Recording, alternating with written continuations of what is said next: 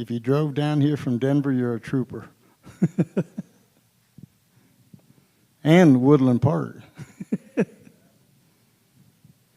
right, if we can get the panelists up here. Scott, Linda. I would do boy, girl, boy.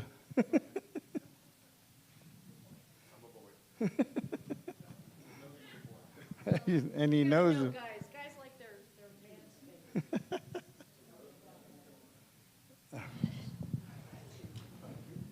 It's like you've never Where's Nick? Nick?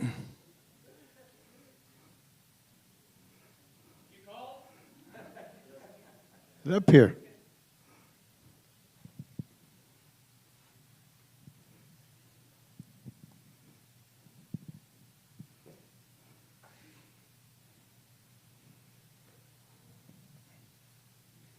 All right, so the format, we're going to have a break at the 1 hour mark for 5 minutes, so just so you know. You ready, Mr. Moderator? Yeah, we're ready when you are. Yes, sir.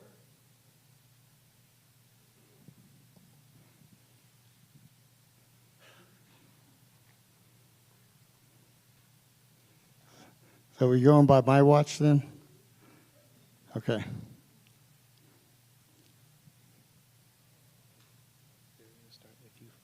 I'm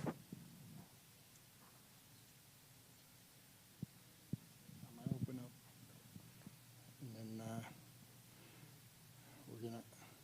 Sue's gonna do the awards.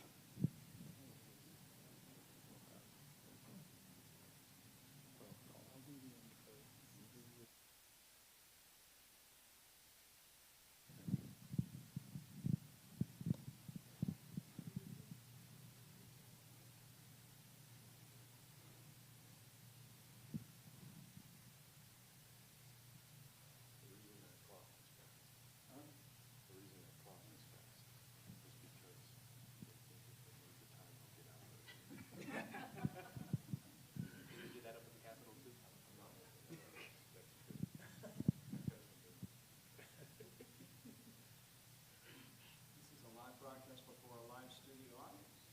Get your own Tonight Show. And an audience worthy of it. Yeah. Here's Johnny. I'm going to be the...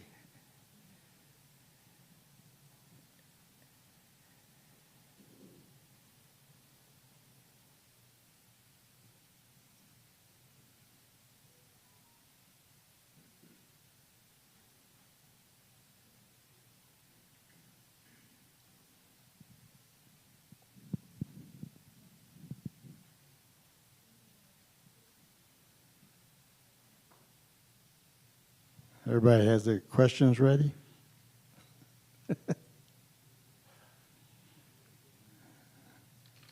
Bonus, you'll get to ask more than one question since it's a small crowd here.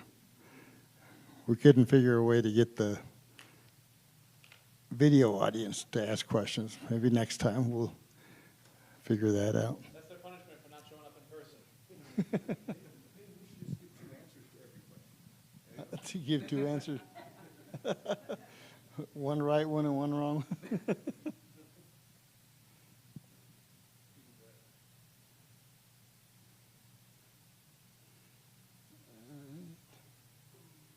Final minute.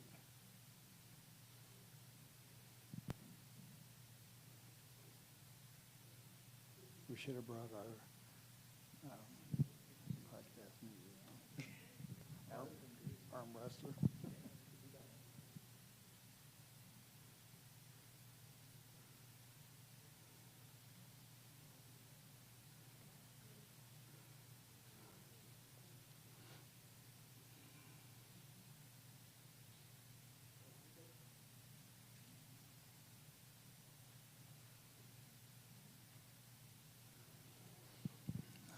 All right. Welcome, everyone, to the Town Hall for the people and by the people. I am Hugo Chavez Ray, co-host of the Hispanic podcast, the Hispanic Patriot podcast. Nicholas is my co-host. We are the Boomer and the Millennial. We'll let you guess who's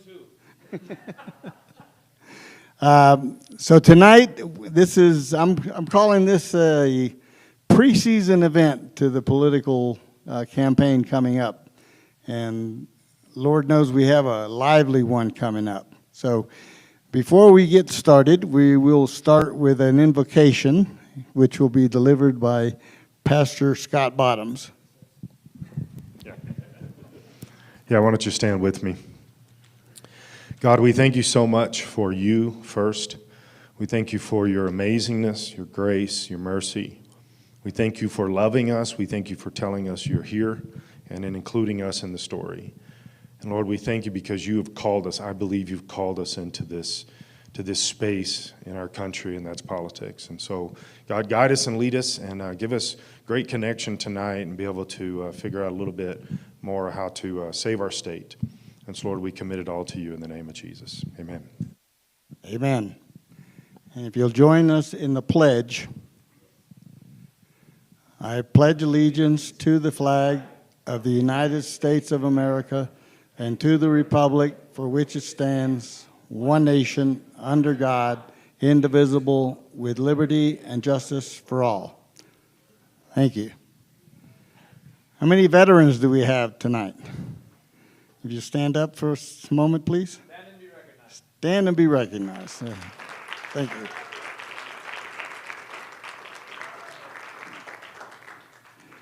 All right.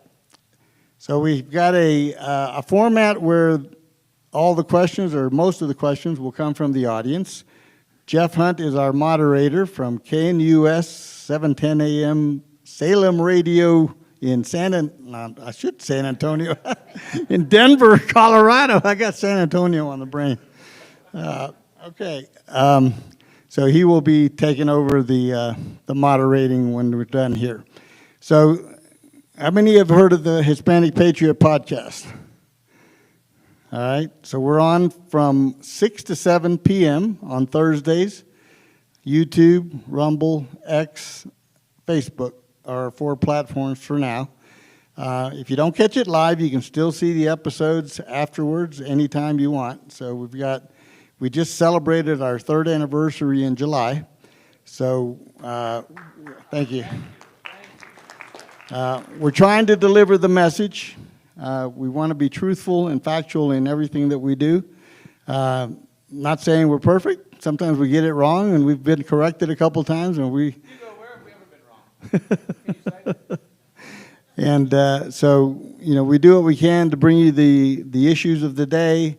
We've had some very good guests over the last couple of years. You can go back and watch episodes all the way back to 3 years from July. So all of our episodes are up on the platforms. Including ones with 2 of our folks right here. Yes.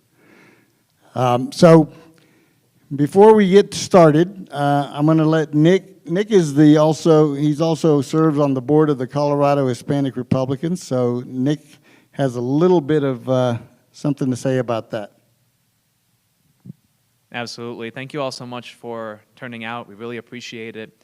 And I am speaking on behalf of Colorado Hispanic Republicans right now tonight. Our chairman, Ray, is very tough and strong, going through just a terrible car accident recovery and appendicitis right off of each other. But still in the fight with no intention to step down, but to keep fighting.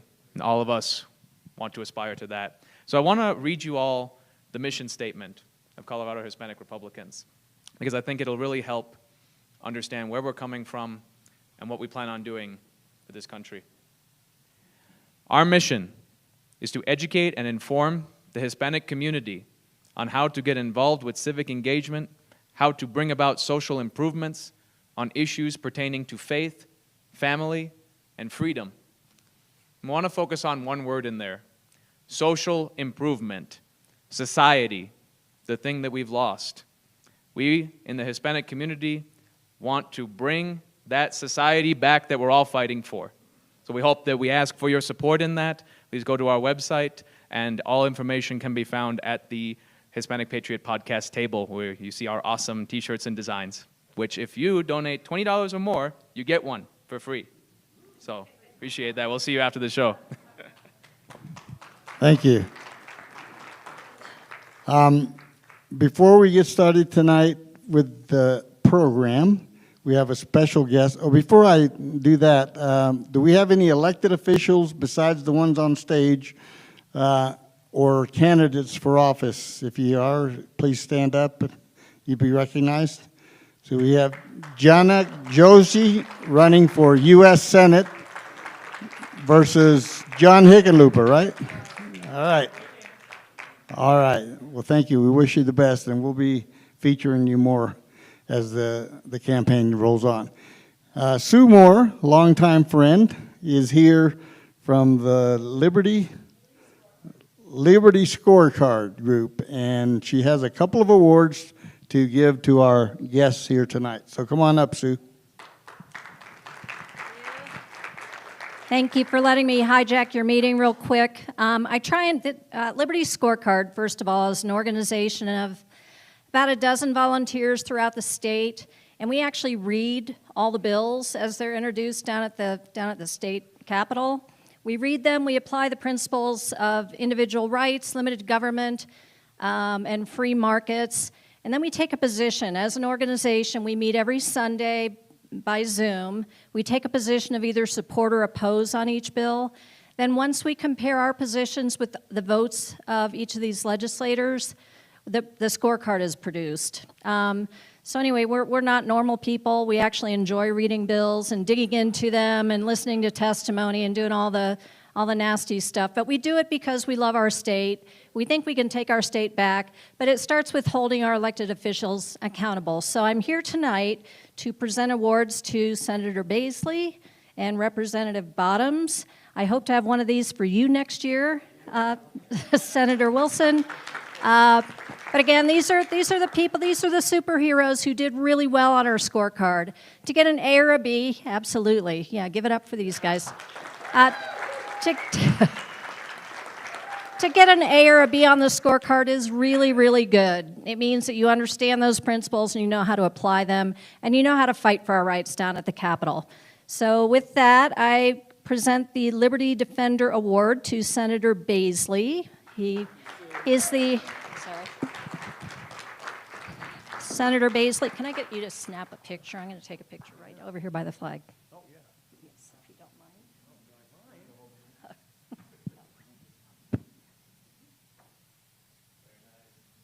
Thank you. So he was our highest rated senator.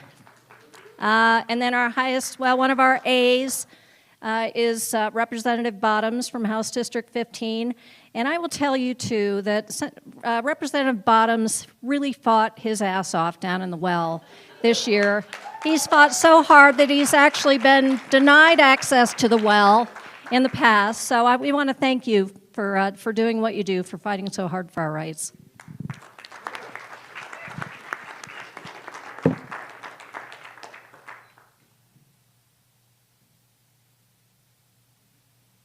All right, thank you very much. I appreciate the opportunity.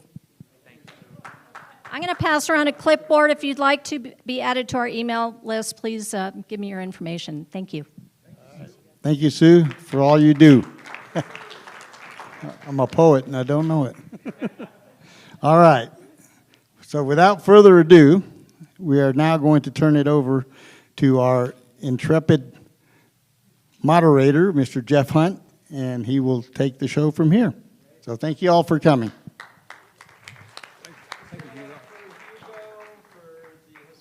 Patriots, thank you all so much for hosting this.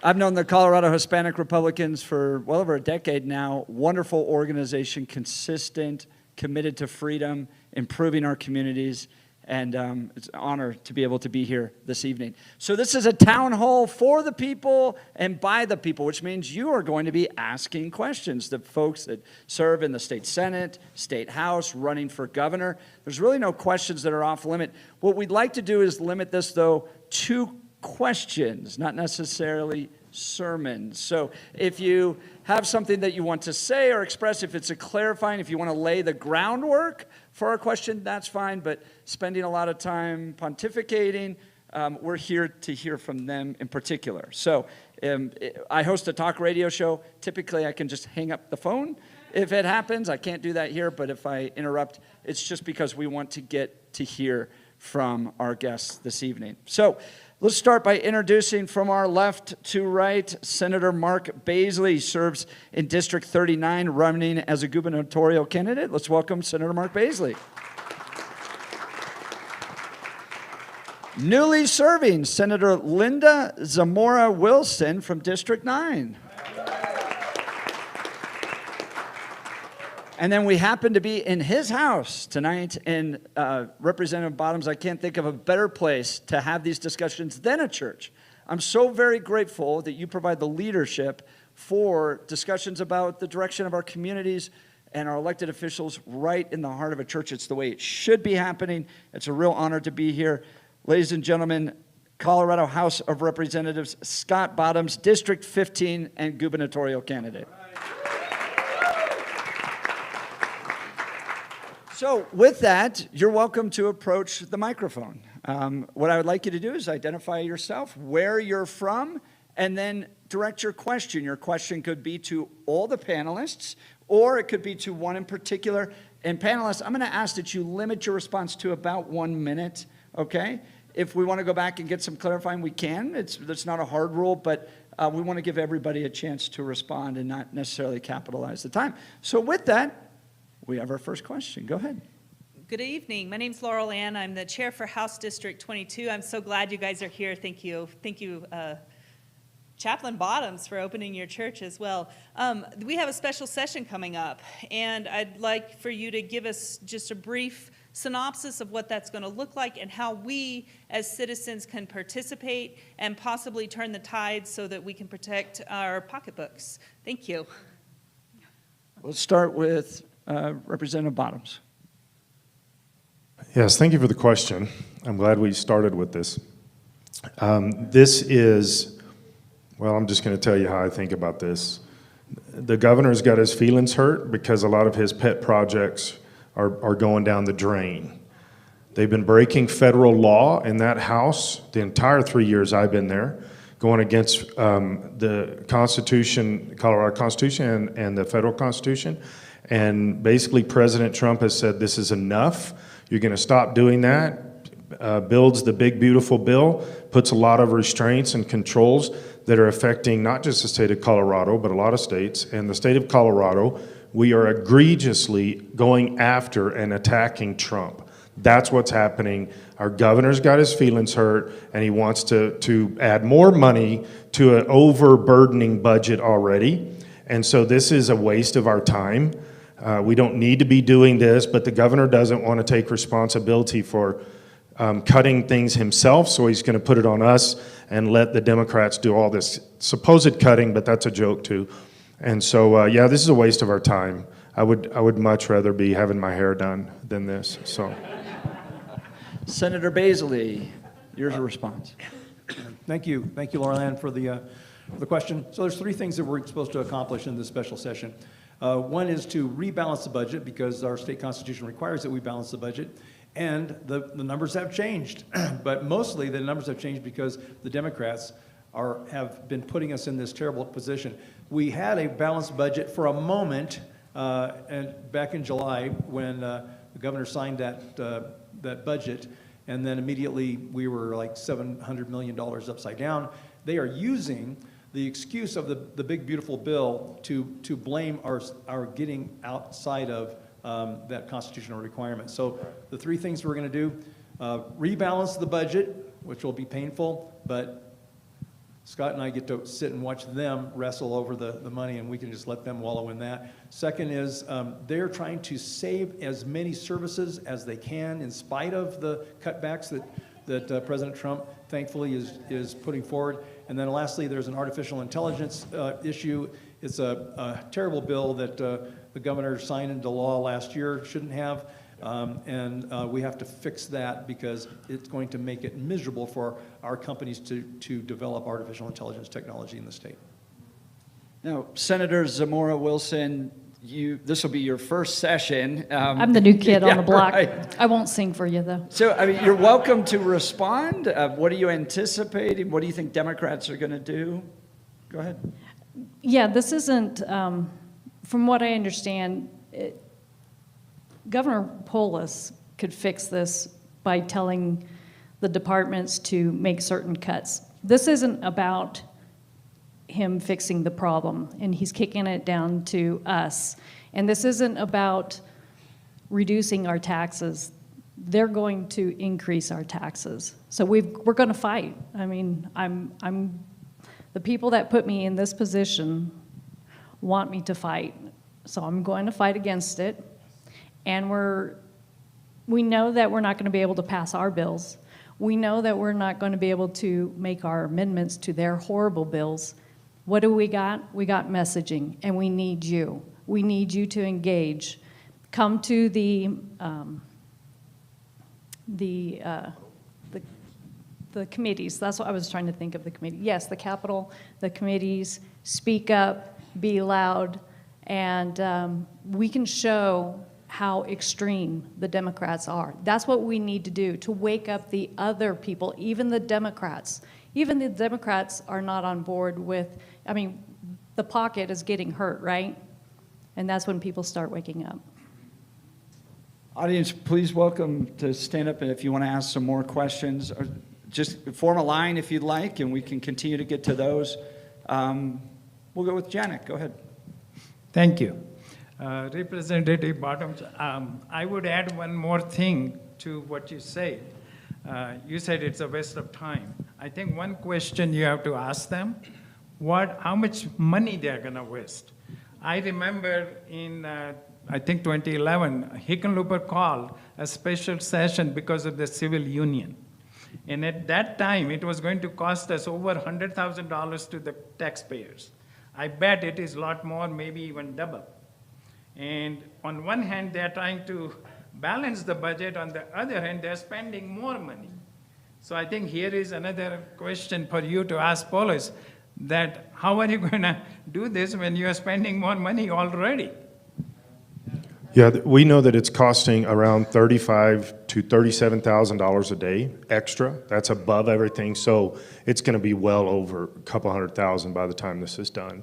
And that's if we only go the 3 or 4 anticipated days. So yeah, this is why the whole thing's fake. It's a waste of money. It's a waste of time. But they're trying to. They hate Trump.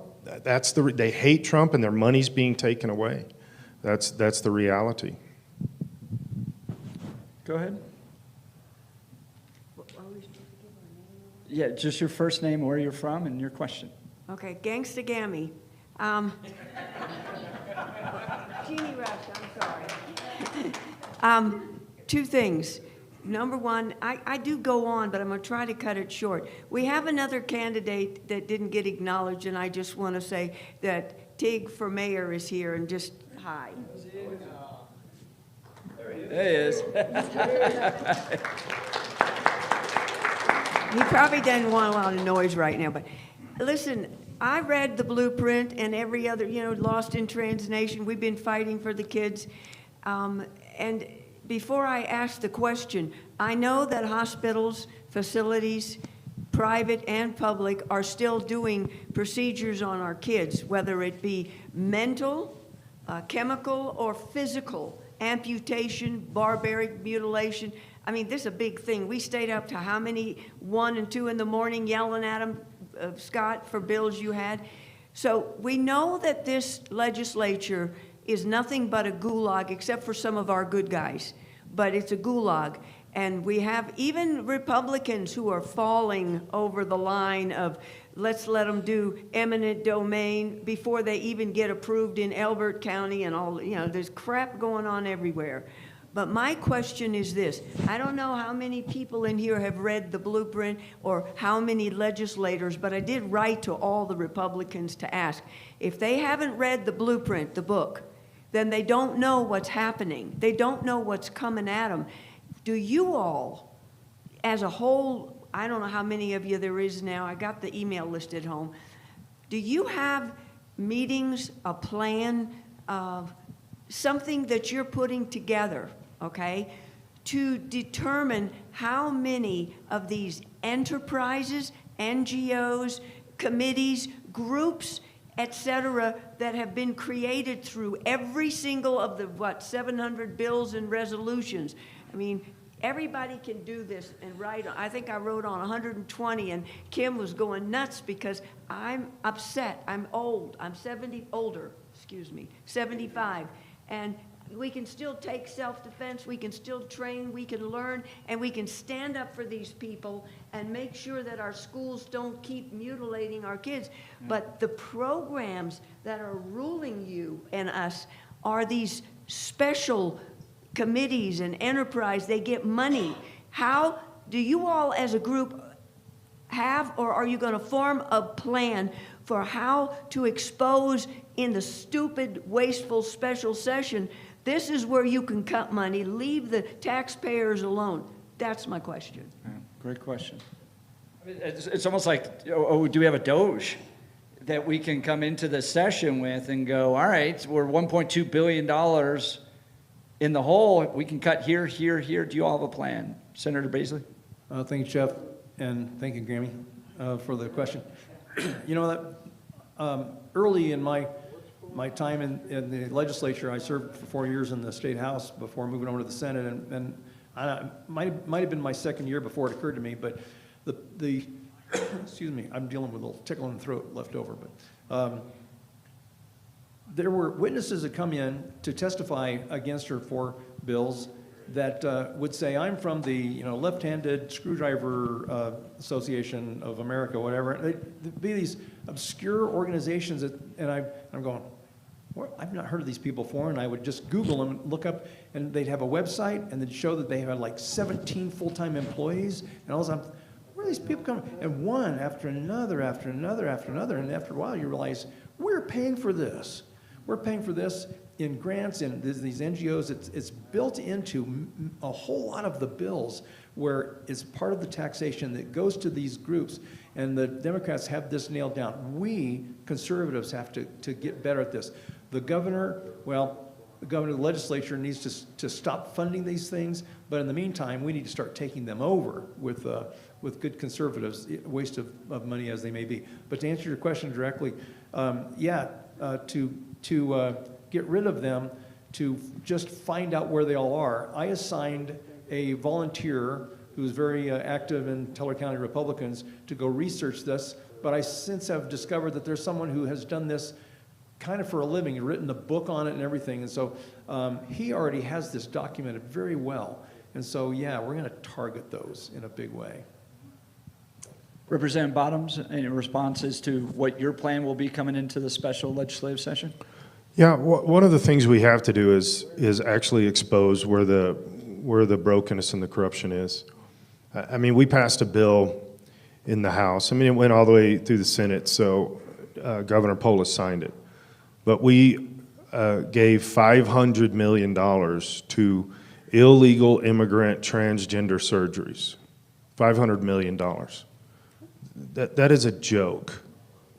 That is corruption, that is fraud, because they're going to use about 14 cents of that for actual transgenders. I mean, how many transgender surgeries from illegal immigrants are we having, right? They're going to use this in other places, and I think they're going to use it to prop up Venezuelan cartels and things like that. I really do believe that. We've got to expose this stuff. The part of my answer to this is I'm going to have to push back against some of our Republican caucus because they don't want to stir the pot here. Okay, let's just be nice and quiet. Let's get along. Let's let the Democrats fight. The Democrats are going to fight with each other. There's no doubt about it. But I'm going to stir the pot so it becomes worse. Every time I'll get up and say things like, "Did you hear what they said about you?" You know, things like that. So we have to go in there and try to expose all of this stuff. We have many bills that are spending hundreds and hundreds of millions of dollars that should never have ever been passed. And this is our moment to expose that rather than just say, well, let's try to balance this.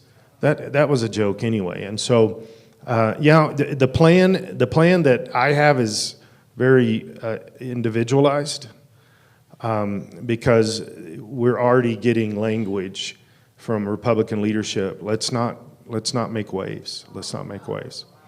And so, and I don't even know how to not make waves. It's not who I am. So I think the biggest deal is we're going to use at least I am. I'm going to use every one of these, everything they throw at us, every amendment, everything. We're going to expose their fraud, their lies, and their corruption through all of this. Because the reason our state is where it is not because of a money issue. It's because of a priority issue. We are sending money to places that should never have. We are funding transgender surgeries.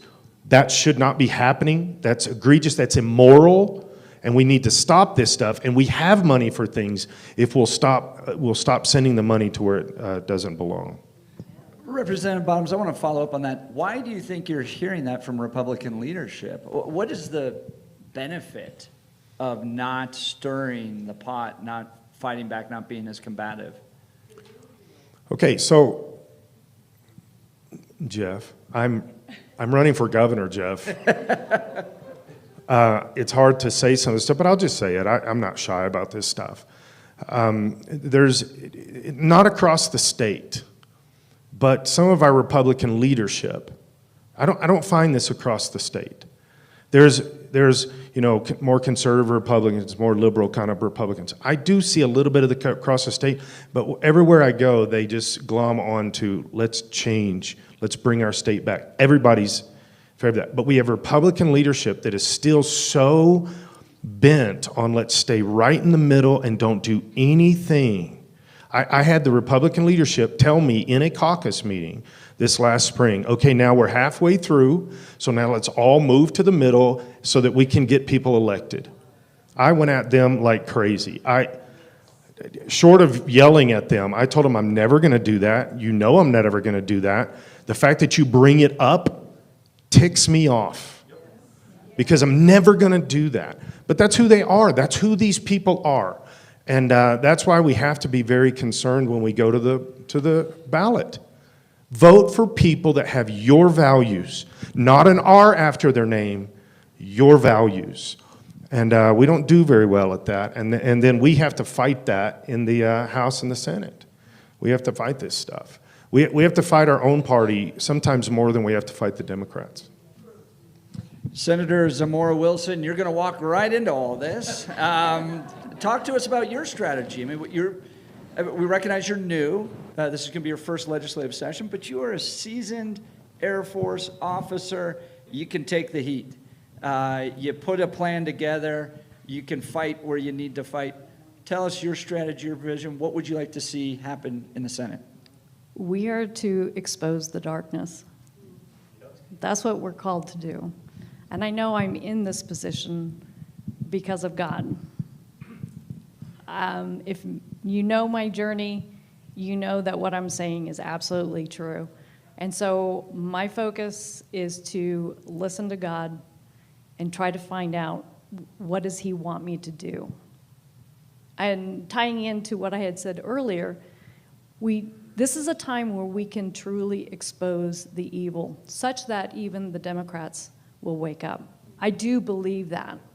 And so as far as a plan, I mean, it's not a three-step plan. It's go in there, kick down the doors, and expose, and rally people to wake up and revival. Go ahead, sir, please. My name's Brad. I'm many things, but I'm really just a nice guy.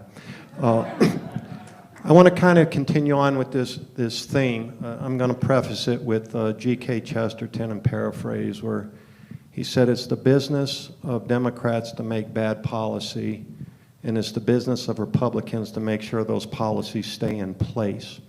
And my question, and it's piggybacking on this, even segues into the Liberty scorecard. The voting records are out there.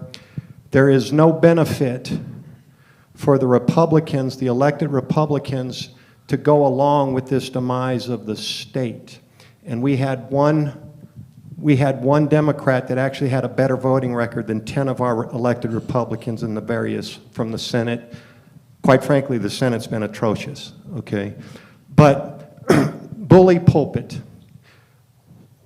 Can you elaborate a little bit more on the pressure that you will apply, if you will apply it at all? Because I myself will never violate my conscience and vote for a Republican that doesn't represent my values. I won't do it. That ballot will be blank, and there's many people like me. And I would ask you to pass that message on. But what pressure are you going to put on these Republicans, or what is the response they're giving you? You alluded to it, Scott, that we just have to kind of be passive and acquiesce to this and not stir the pot. And yet the results speak for themselves. We continue to lose and lose and lose. So is there any strategy, and especially now in the Senate, you have a partner there I believe is going to be phenomenal. What kind of pressure, what tactics are going to be implemented, and what do you think the responses are going to be from your peers in the House and the Senate in trying to push this back and say we don't need to vote with them?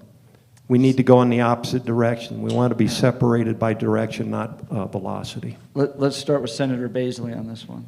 Sure.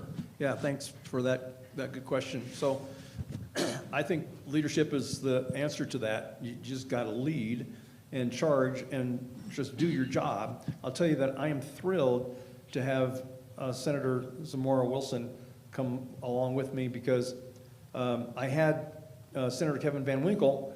He and I would, we would team up every morning and kind of compare notes about how we're voting, because you have to be ready.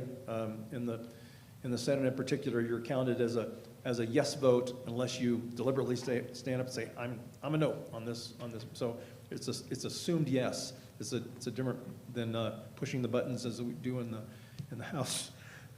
Excuse me.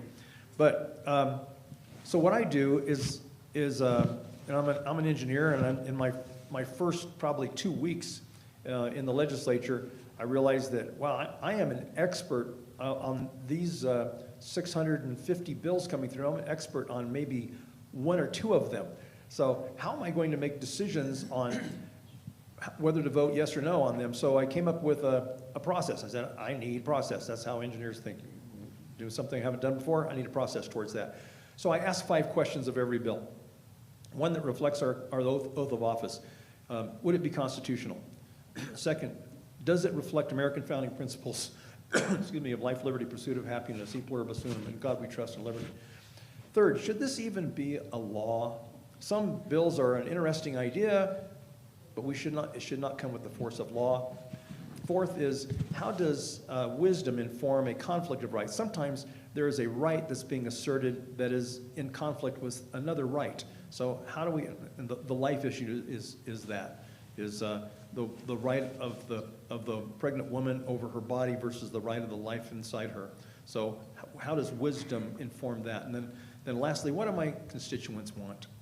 And I've only actually gotten there twice, where an example is the people had authorized all-day kindergarten, and then they authorized 58% funding of it, but then the people that was what was predicted, and instead the people started using it 99% of the time for all-day kindergarten instead of half-day kindergarten.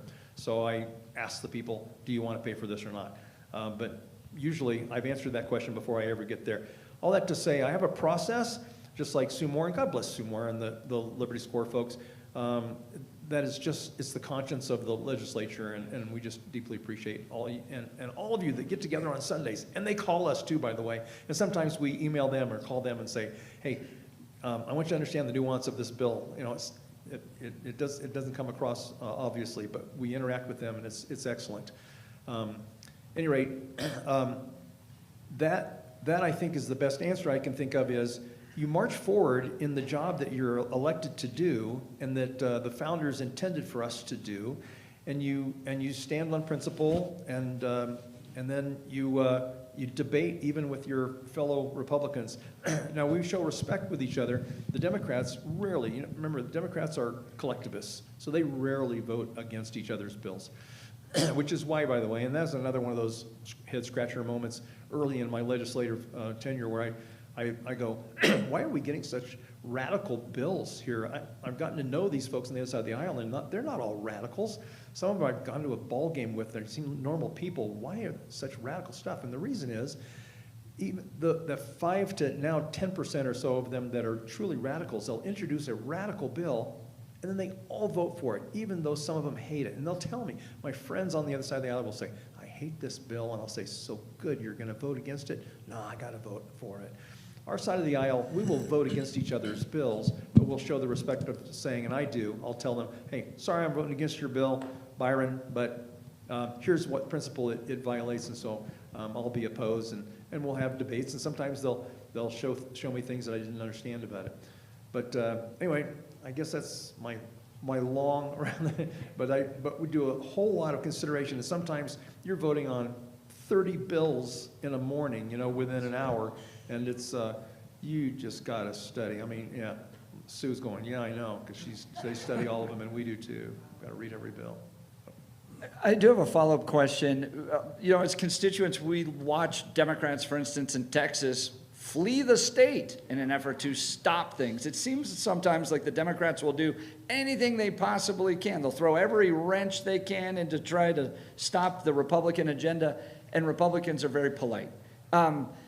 What can you do, help people understand you can't necessarily flee the state? That wouldn't change anything because quorum rules are different here. But do you believe that Republicans can step up their efforts to fight back down there in a way to stall the agenda the way Democrats do anytime Republicans get into power?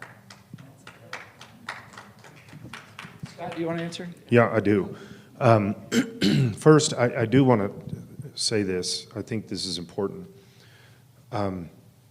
I've told many people Senator Baisley is the only conservative in the Senate. Okay? He may not say it that way publicly, but he's the only one left. Now Linda is joining him, and I think they'll be a great team. I really didn't like it when Van Winkle left. I think he was the only other conservative. But I respect both of these people and their thoughts on this. But to ask that question of Republicans and things like this is a little thing to process too. So Liberty Scorecard, I hear Republicans all the time say, well, that's not that big of a thing, and I've gotten phone calls even in the last 2 or 3 weeks, probably 15 or 20 phone calls saying Liberty Scorecard's not that big of a deal. If you're in the rural communities, it's different. If you're in the urban settings, it's different. Guys, I don't vote according to Liberty Scorecard, but they are the #1 source that I use, #1. And then CUT is the second one. And I have a spreadsheet for this. What amazes me in my 3 years as a representative is how often, okay, this is the way I'm going to say it because of the way my brain works, how often they're right. How do I know they're right? Because they're agreeing with me. Right? Sometimes they get it wrong. That's why I had a 97 instead of a 99. Okay, but this is a very important thing. When you hear Republicans, not Democrats, they're irrelevant in this subject. When you hear Republicans saying, Liberty Scorecard's not that big of a deal, it doesn't matter. It's irrelevant, whatever the case. You know what that means? That means they're not conservative. That's what that means. Okay? Now, because I did pick on our Republican leadership, I do want to say this last session we picked up 3 seats, but more importantly than that is not those 3 seats. It's that we actually had some more conservative-minded, conservative-leaning Republicans in my first 2 years. My first 2 years, it was every day, it was a fight against our Republican Party. Every day, 4 of us fighting against the other 15, constantly. A few of them on the middle of the road there. We had 4 or 5 more representatives this year that actually voted and spoke like conservatives. It was a breath of fresh air that I have not experienced. We're seeing this, and I believe, let me say this without trying to sound campaigny, but as we move forward in the state, we're starting to see the conservative voice rise up and say, we're done. And we're also, by the way, I could prove this all night long, we're starting to see the Democrat voice saying, those people in the House and the Senate do not represent me. I'm going to vote for Republican. Because why? Because finally we're making some headway in a way that we've been kind of grinding the gears for the last 4, 5, 6 years. And so I am also excited that Linda is going to be in the Senate with Senator Beasley. So.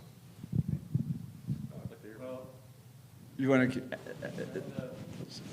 Just Linda, real you're welcome quickly, to respond. when I used to teach at the Air Force Academy in economics, one thing I would tell them is incentives matter. People are up, our legislators are there for a variety of reasons, and they are incentivized, whether it is to get bills out. I mean, mine is to obviously fight and defend the Constitution and our freedoms, but some are there for, I hate to say it, but power. And these are some of the incentives that don't align with me, right? I'm not there for power. I'm not there for prestige. I'm not there to kick out bills. I mean, how many bills did were put forward? It was like 700. 657. Do you think we need more bills? No, we don't. And so we need people to stand and fight against this. And courage is contagious, which piggybacks on what you're saying there. Go ahead. Jeremy Goodall, rabble-rouser, board member for Protect Kids Colorado. And as, thank you. In line with how I think this conversation seems to be evolving, my question at this point is, for each of you, is what specific issue or issues do you feel need to be brought front and center as we enter the 2026 election season? You've talked about fighting, you've talked about a lot of kind of broad kind of generalizing, but what specific issues do you think we've got a chance to turn this state on? Mark, do you want to start? Sure. You know, in reality, there are very few things that government ought to be doing, right? The Declaration of Independence, our founding document states the purpose of government is to secure the people's rights. Not to give them the rights, not to take them away, but to secure the people's rights. So there may be some other things that we assign to government that are infrastructure items like freeways and so on, air traffic control, stuff like that. Okay, that's fine to do if the people decide that that's what they want to entrust the government to do. But the government has become the church for so many, and I think this is the area where I think the biggest thing to push this year, to point out how the Democrats have turned the state into their church. They have laws that, House Bill 1312, that Representative Bottoms and I both fought against a lot this year. And the essence of that bill is this trans bill that would require parents to address their children, their minor children, by the gender and name that they have chosen for themselves. Compelled speech. This is a required belief system. Think about this.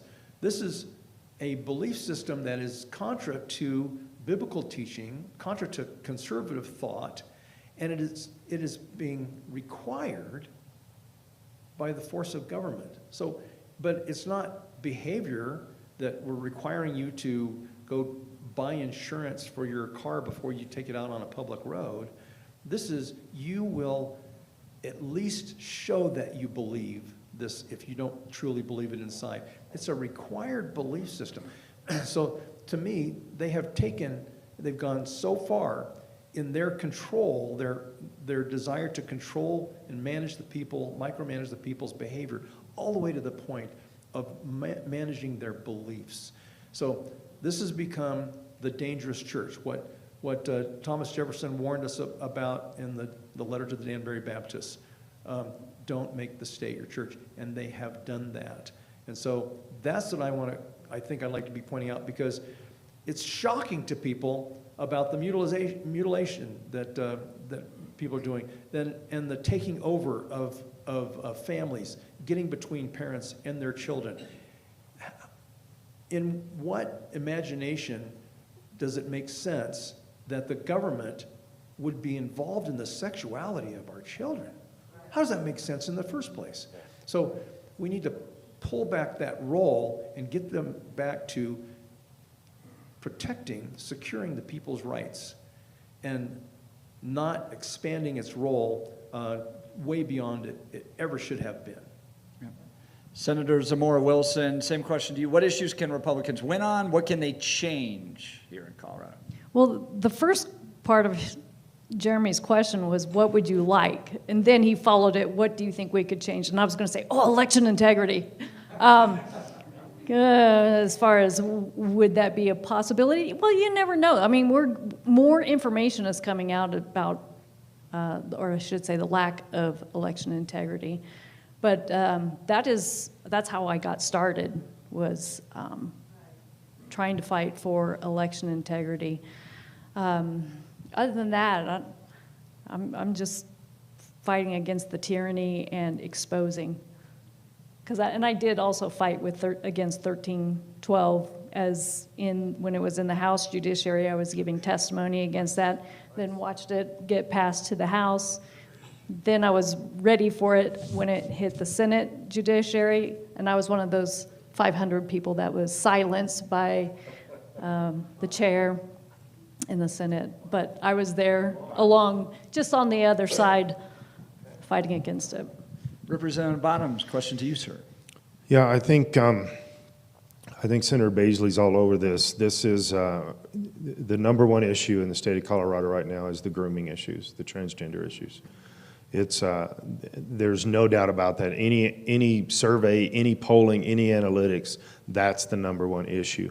To like almost 80%, that's the number one issue.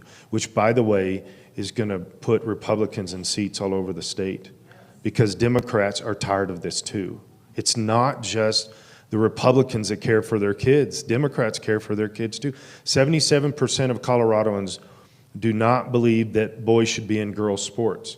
There's got to be some Democrats in that, right? So we know that's the number one issue. The next issue you would think would be economy. It's not the economy. It's illegal immigration issues and the crime directly associated with that, / Venezuelan cartel has taken over a major part of Aurora, to the point where I had a conversation with a handful of police officers, Aurora police officers, a couple months ago, about 12 of them. I was trying to convince them I need to be governor, and asked them. They started telling me, okay, then this is what you need to do. The police chief of Aurora has told their police officers, that's a no-go zone. Do not drive in there. Do not go in there. That belongs to the cartel. One of the 3 constitutional responsibilities of the governor is to defend the state of Colorado against foreign adversaries. This is not Oklahomans. This is Venezuelan cartel. And this is scaring a lot of people in the state. And the fact that there are 45 to 50,000 cartel members, Venezuelan cartel members in the state of Colorado. Most of those are in rural communities. I'm trying to tell this to the rural communities. This isn't a Denver issue. This is a state issue. That's the second biggest issue. And I think we can flip a lot of seats in the state of Colorado just on those 2 subjects. And then we've got the economy, which is horrible, and all this other stuff. But those 2 are big ones, and we're gonna ride that horse. All in every position in the state of Colorado, they can win on that. I believe that. Scott, I will confirm that as somebody who's been in those neighborhoods, went down and interviewed people, radio host, and they would point out the cartel members, and I will tell you, I've never been more terrified of where I was standing, and I've been in a lot of places. It is very serious what's happening in Aurora, that's happening there. Sue, go ahead. Okay, Sue Moore. I actually live in Denver. Scary place, speaking of scary. We've got 2 gubernatorial candidates on the stage, but Senator Zamora Wilson, you brought up the subject of election integrity, and we've got people wanting to run for governor on the Republican side. I haven't heard anyone announce for Secretary of State. Maybe I've missed an announcement, but I just wonder if there's a plan, if you've heard of a plan to put someone forth for that position. Great question, Sue. Have you all heard? Yeah, I can answer that a little bit. So I'm talking to two different people right now, one for Attorney General, one for Secretary of State. I'm hoping they will do that. I have talked to like 6 different people for treasurer, and none of them want to. One guy told me, he's on the West Slope. I won't say his name just because I didn't ask him if I could. But he said, no, I like living in Grand Junction, and I don't want to live in Denver. I'm like, all right. So here's part of our problem, though, is we don't have a good, strong, this is something that I think needs to be changed in the state. And when we take over the state, which I really do believe, I'm not being hyperbolic here. I really believe we're going to take over the state in 26 in so many ways. And I could literally spend all night telling you how. There's lots of information there. But we've got to we need all those 4 state seats. I had a Democrat lobbyist come to me a couple months ago, come to a group of Republicans. And he said, and he's representing the Democrats. Lobbyists control the House, you know that. So he said, we know, this is Democrats saying this, guys, this is important. We've got to, I can't convince enough people of this. We've got to get this in our head.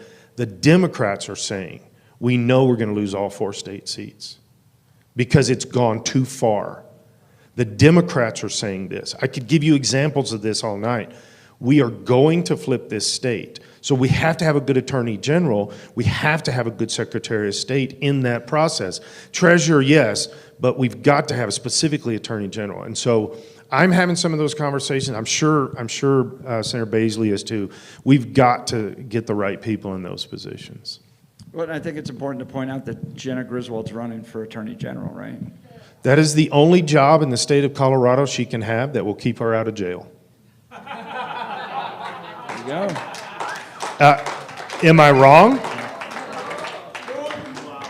Senator Baisley, a response? Thank you, Jeff. I just add to that. I cannot agree more with Representative Bottoms on this. But Jenna Griswold, we cannot have her as the law enforcement officer of the state. Can you imagine someone with her lack of integrity, what she has been willing to do, what she's been willing to do to Tina Peters, and on and on and on, and to have someone with that mindset to be in that position is a frightening thought. So yeah, there's someone, I bet it's the same person that Scott's been talking to, that I've been talking to, that hoping to step up and just might, and probably will, step up to run for that position, a very qualified person who would do great. I don't know for Secretary of State. We need a good person. We need a good manager for Secretary of State. It'd be awesome. And yeah, you're right. Treasurer, there's like it's different. 6 people from both sides, and yeah, whatever. and let me just add this: we would typically have the state party chair recruiting, making sure that we had every position covered. And they're still getting their act together, so they're not in a spot, really. There's still a lot of dysfunction still in the state party, so that's why we're not seeing those rules. All right, let's do one more question, then we'll just stop for intermission. I think, right? Good? Okay, go ahead. My name is Booker. I'm from Denver. And my question for the gubernatorial candidates is, what is your strategy to appeal to wealthy and educated voters in the state of Colorado? So the question was, what is your strategy to appeal to wealthy and educated voters in Colorado? Is that right? And this is important. A lot of people don't know this. Colorado is the 2nd most highly educated state in the nation. Yeah. And in part, it's as a result of that indoctrination that you have so many Democrats being elected. Yeah. But that takes place in higher education. But it is an audience you got to appeal to. It makes up Douglas County and highly educated county. Senator, you want to start with that? Sure. So, yeah, it's a constituent group for sure, and I do spend a lot of time with them in the business community. In fact, it's the business community that nudged me to the point where I said, okay, I'll do this, I'll run. Excuse me. So my emphasis has been primarily in my time in the legislature has been the economy, because if we're financially healthy, everything else seems to follow. Obviously, if we're spiritually healthy too, but not the job of the state to lead us spiritually. But if we can get a good business environment. So I work towards that in working on getting the Colorado qualified for the CHIPS Act, where we have semiconductors manufacturing coming to the state of Colorado more. Qualified, we won the big bake-off between other states a year and a half ago for the Tech Hub designation for quantum computing. I was all over that, and that's bringing $1 billion worth of investment money into the state. That is really taking off. I was on a big meeting with the quantum community today. And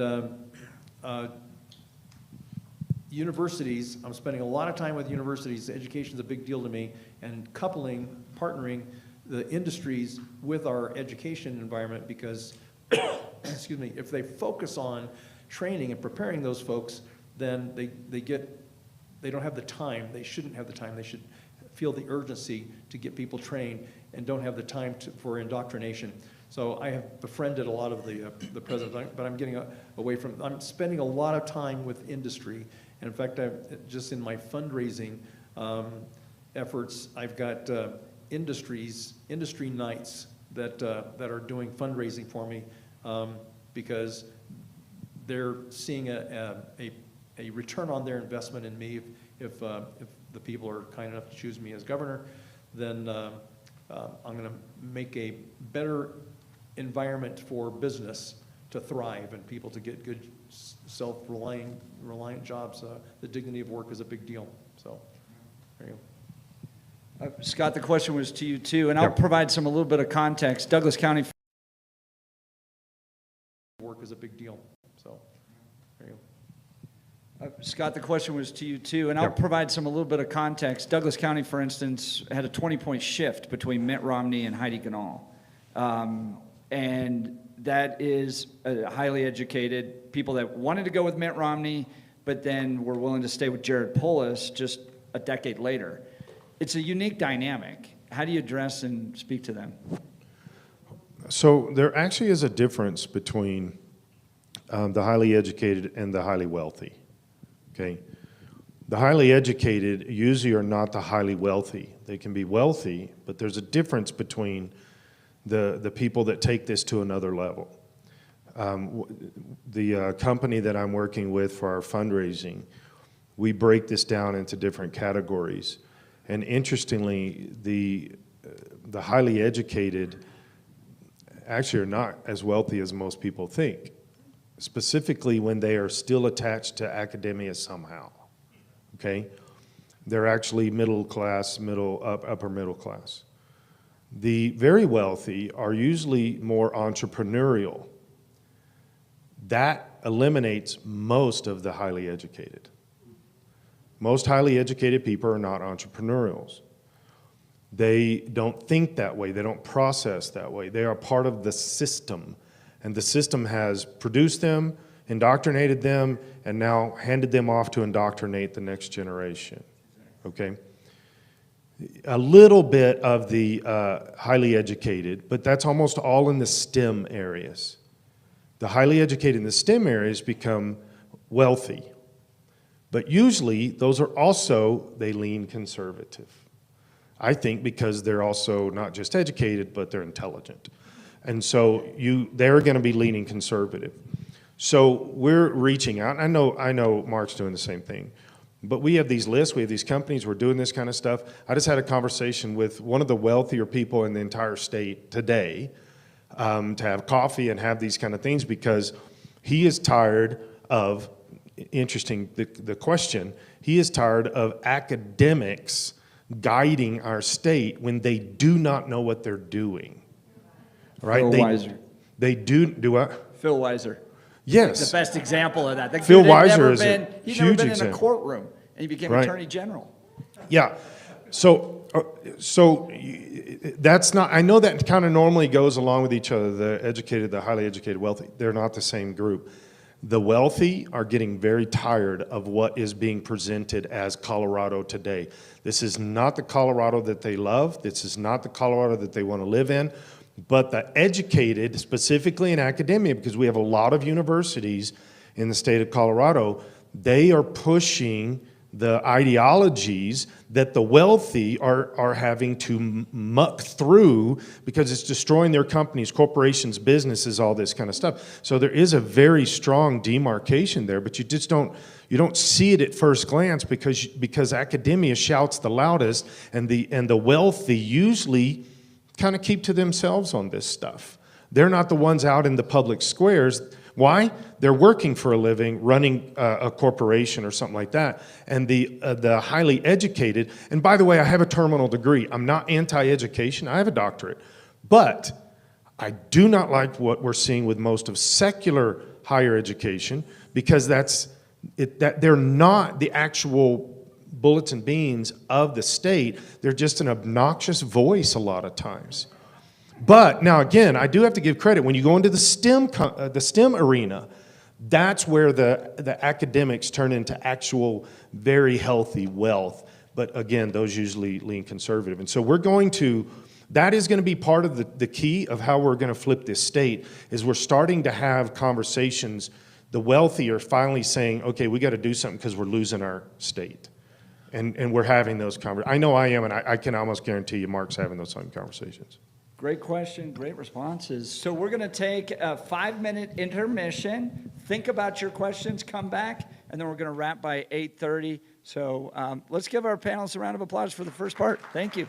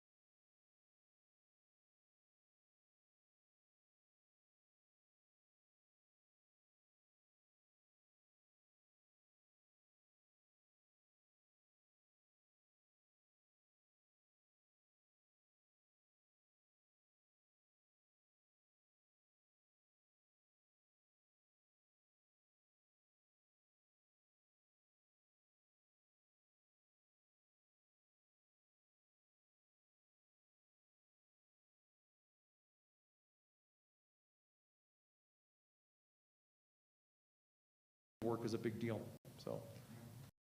Wealthy. But we're missing At every I've talked to. .com has. All right, 1 minute warning, 1 minute warning. Please, ladies and gentlemen, take your seats.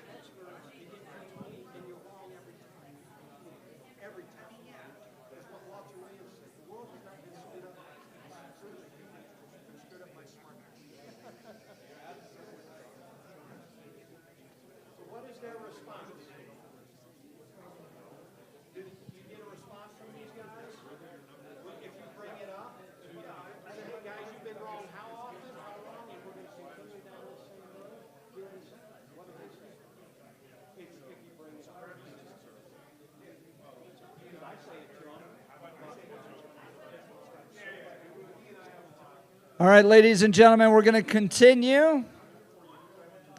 My goal is we will end this at 8:30, and so we want to make sure we maximize the time. Ladies and gentlemen, please take your seats, and we'll begin. For those of you that may be tuning in online, welcome to a town hall for and by the people, hosted by Hugo Chavez Ray, Nicolas Razzo, and the Colorado Hispanic Republicans and the Hispanic Patriot podcast. Visit HispanicPatriot.com, HispanicPatriot.com to watch this on its live stream or to get recordings later.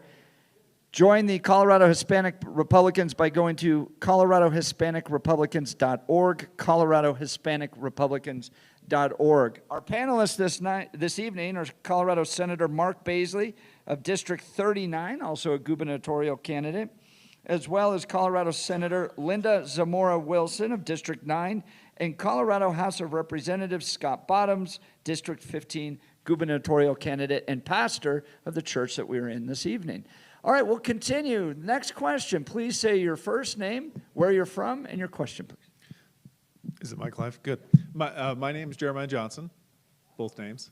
Running for school board in Colorado Springs, District 11. One of the 3 conservative candidates down there. Also a member, thank you, also a member of the Colorado Air National Guard. And the question is, would you, if you became governor, use the National Guard for its purpose and support those communities and get rid of those Venezuelan gang members? Senator Bottoms, or Representative Bottoms. Great question. I say this in pretty much every town hall that I do, everywhere I go and speak. I've talked to SWAT members, I've talked to sheriffs, police officers, talked to National Guard. Everybody tells me the same thing. We could go in there and clean that up in 1 hour. 1 hour. It's not going to be pretty, but we can clean it up in 1 hour. Our governor enjoys the fact that they're there because that causes the disruption. The Venezuelan cartel released a statement about 3 months ago. This is a cartel/government. They're the same thing. And they said that the reason that the cartel is in the United States, and specifically Colorado, and the DEA has said that the headquarters for the Venezuelan cartel in the United States is Aurora, Colorado. Okay. They said the reason that they're here is not primarily running drugs or trafficking kids or whatever. That they do that stuff. But the number one reason is to disrupt our political and financial systems. So the leftists in the House and the Senate, they enjoy the cartel being there because they can disrupt. The same thing that would happen in Los Angeles when President Trump brought the National Guard in. The reason he did that is because the state is allowing foreign adversaries to rape, murder, pillage, destroy things in the state of California. Guess what? We're doing it here in Colorado too. The very first hour I'm governor, we're going to have the cartel eliminated in the state of Colorado. The very first hour. We are putting people at risk knowingly. Attorney General Weiser and Governor Polis are knowingly, and I believe complicit, and I will say that on public, I'll say it to Polis's face. I believe he is knowingly complicit in propping up the cartel, as are many people in our state house, because of the way the funding goes and disappears into the ether, but it's all connected to illegal immigration. This is egregious that we are destroying people in our own state and propping up criminals. It's disgusting, actually. Question to you, Senator Baisley, same question. How would you utilize the National Guard as governor of Colorado? Sure, as a support to the law enforcement. So law enforcement has been dying to go in and clean things up, as Scott was just describing. And yeah, I have not heard that before that could be done in an hour, but that wouldn't surprise me, frankly. So, but we do have laws that the Democrats have pushed through. I believe it was Senate Bill 276, I believe was the number that made it illegal for our uniformed law enforcement to work with ICE. Yeah. And so they've actually passed another law this year that puts law enforcement in a position of having to decide which law to break, the state law or the federal law. How awful is that? So, yeah, we need to, frankly, we need to choose one law or the other. and ignore the state law, I guess. But law enforcement just needs to be turned loose to go clean things up and to have the National Guard as their backing, so they could put them to work and go take care of business. But yeah, number one responsibility of government at every level, excuse me, is to defend the lives of the citizens. So this would be right in line with that. Representative Bottoms, a response? Yeah, I did want to add one thing to this. So what Senator Baisley is saying, that it is against the law for police, sheriffs, and others to call ICE. Okay, right now in the state of Colorado, we have 4 deputy sheriffs that are one of them is being sued and going to be fined $50,000. The other 3 are being brought up on disciplinary charges because they did one thing. They called ICE. Who is fining them? Who is disciplining them? Our Attorney General. Our Attorney General is fining sheriffs because they are obeying the concept of let's work with ICE and get rid of illegal immigrant crime. Our Attorney General needs to be in jail, and these 4 sheriffs need to be exonerated and awarded because of what they're doing. It is sad what we are doing in the state of Colorado to our police forces. This is horrible what we're doing to them. Senator Baisley, a quick response? Yeah, thank you. I want to give credit to State Representative Richard Holtorf. Now he's the vice chair of the state party. He approached me last year, 2024, and asked me to be the Senate sponsor of a bill that would have rid of that requirement or that disallowance of our uniform to work with ICE. And so knowing that it would never make it over to the Senate, I said, sure. I mean, that wasn't why, but I thought, yes, I'll sign up for it regardless. So, and of course it got killed in the House. Well then, this year, I ran that bill again. I ran it as a Senate bill. Just thinking that, well, now the public is aware of Tren de Aragua being in town and doing all the nasty things that they're doing, but the Democrats still killed that bill yet again. So they seem to love the chaos. They seem to love harboring the evil. Even just the complaints we're getting about Donald Trump taking over D.C. today, all the complaints, excuse me, about cleaning up that town. It's amazing to me that they want to just hold on to the failure of their policies in the first place. Senator Zamora Wilson, I want to follow up on this very same issue with you. You're new to the state Senate, but with your storied career in the Air Force, you know that law enforcement has to follow orders. The orders coming from the governor, the orders coming from the state legislature and the attorney general is law enforcement cannot coordinate with ICE. What is our state leadership doing right now to law enforcement by handcuffing them, sending these orders that they know are not right? We're watching illegal immigrants harm people, but they can't do anything about it. Talk about what law enforcement has to do right now, following orders they know are leading to the destruction of our communities. That's a tough one. So when I think of military, we're to follow the orders of our leadership, but if there's an unlawful order, there's ways that in the military that we can seek redress or protection. And so I would be investigating what can we do. And very similar, look at Tina Peters, right? She was following the federal, the requirement to maintain all of the records, the voting records. She was bound by that, by federal law, right? And then look what happened to her as far as within the state. I mean, Jenna Griswold has now made that what she did against the law, but she was well within her right in doing that. So I would say to investigate what route could we find to seek redress. Question?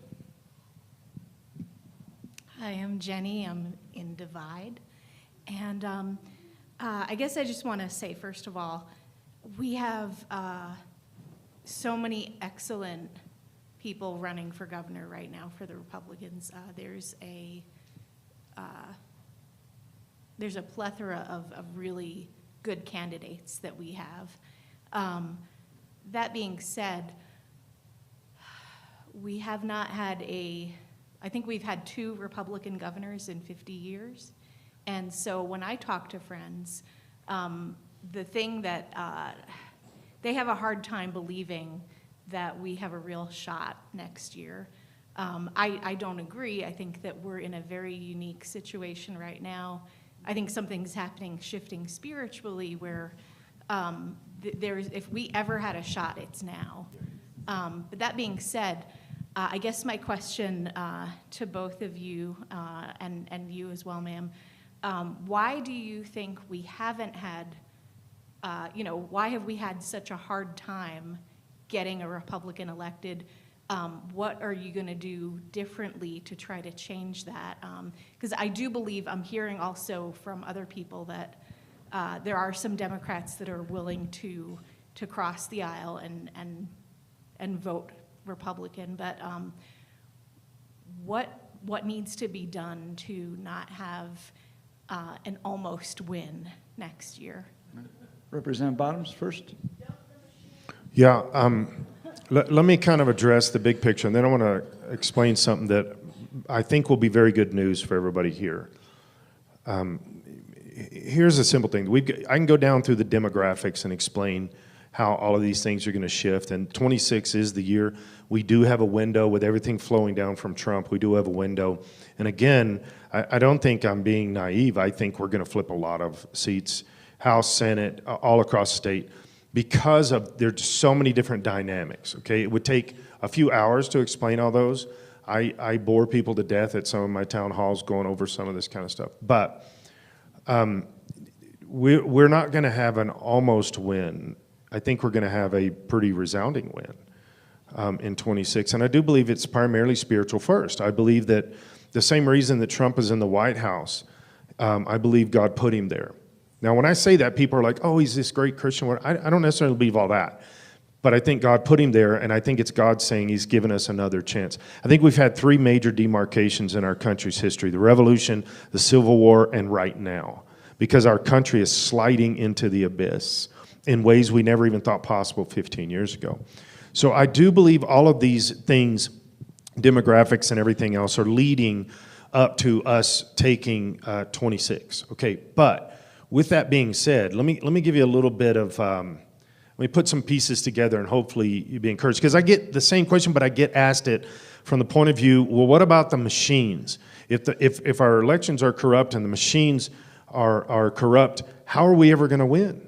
Because that's kind of part of the same question. So here's what's happening. Right now, the DOJ is investigating the 2020 election. The DOJ is also investigating the 2024 election. Well, when you investigate the election, guess what you're investigating? The machines. And the system, but the machines. So now we have both, those are both federal, and the reason you cannot investigate 22 is because that's state election. So we're investigating 20 and 24 elections. That means the machines.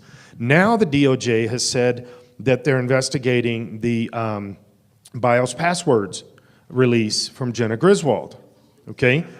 Now, here is the thing. Why? Why are they doing that? How did the federal government go, you know what, let's investigate the release of these passwords in Colorado? The reason is because they've spent all this time investigating Tina Peters. But they can't do anything about that because that's a state. Trump cannot just release her because it's a state issue. So then all of a sudden they do all this investigation, which, by the way, 2 weeks ago, the judge in Colorado ruled that she was in jail because of a political prisoner and her speech, First Amendment right, free speech was being violated by our state. One of our corrupt judges ruled that, okay? Because why? They got so much pressure from Trump's lawyers. So now they're investigating all this stuff, investigating the BIOS passwords. What is that? The machines. Now they're also, this is the fourth thing, they're now investigating the Arapahoe County anomalies, voting anomalies, which, by the way, are identical across the whole state. Right? What is that? The machines. Okay, now, I personally believe, and I say this publicly, I personally believe Griswold will be indicted before the 26th election. Now, If she's not, okay, if she's not, with all of this stuff that's happening, with all of this, and she's going to be in an election for Attorney General, I think potentially this is the most secure election we've had in 20 years. Because they're looking over her shoulder, they're investigating the machines, they're investigating the anomalies, all at the same time. And you say, well, that's pretty cool coincidence. None of this is coincidence. Trump knows what he's doing. He's making sure that when this investigation gets full blown, guess what else is going to be happening? We're going to be having the 26th election during the same time frame. So I think not only do we have an amazing chance with all this other stuff, the spiritual, the analytics, the demographics, but I also think that this will be potentially the most secure election we've had in a long time. Senator Baisley, to you, I'll repeat the question. Essentially, Republicans haven't been winning the gubernatorial elections in 50 years, with the exceptions of maybe one. So, how do you win? Two things. We follow the model of President Donald Trump. He overwhelmed the vote. His goal was to win the popular vote on top of the Electoral College vote, and he certainly did. So we just need to turn out that vote. So I've spoken with our congressional delegation, and this is encouraging to me. Not only did we win back 3 House seats to get the House out of the superminority position last cycle, but also we flipped CD8, Congressional District 8. That's encouraging. But also, if we can work with our governor nominee, work with not just the 4 congressional folks that we have now, Jeff Hurd, Jeff Crank, Gabe Evans, Lauren Boebert, but also the 4 candidates that we'll have for the other 4 seats, and work with them statewide, because they've got great databases, they've got money, at least the 4 that are in seat now. And I think that's the right team. And I say that, frankly, because I'm not relying on the state party to have us act together to turn out the vote, to get out the vote. But I think that we can overwhelm the vote with a good turnout. And I have a quick, I'll make it as quick as I can, a Scott Bottoms Ken DeGraff story that's related to this. So every cycle, the heads, the executive directors of the departments will come and appear before a joint committee, and they will present, here's how we did this past year and how we spent your money and so on, and it's an accountability thing. So that's just the role of the legislature to hold these agencies and these department heads to account. So Jenna Griswold is coming in to the joint committee, and I'm sitting there with freshman Ken DeGraff and Scott Bottoms. And so joint meaning House and Senate together overseeing this. And Jenna Griswold's going to come in, and they sit down. They said to me, I don't know if you remember this, but they go, hey, Mark, we have a bill to impeach Jenna Griswold, and we don't have a Senate sponsor. Can you sign up for this? So they slide this thing over to me, and it has the sign-up sheet on there, and and you just sign that, and you're the sponsor of it. And I go, well, like anything, this is interesting, like anything, you read it before you sign. So let me read this, and I'll get back. So anyway, Jenna Griswold comes in, sits down, and I got the first question. So, and I asked her, I said, listen, I said, Madam Secretary, I have watched you on national TV over and over and over just lambast Donald Trump. I said, you are trying to keep him off the ballot, not even give the voters a chance to vote for that option. I said, but the way I've seen you talk, I just want to suggest that you tone down your rhetoric, because the people, my constituents, who happen to be your constituents as well, are telling me they don't trust that you will count the votes fairly. And she gave me this just, response where smoke out her ears, and the horns came out, and she's like so mad at this, and I reached her, I said, give me that thing, I'm gonna sign it right now.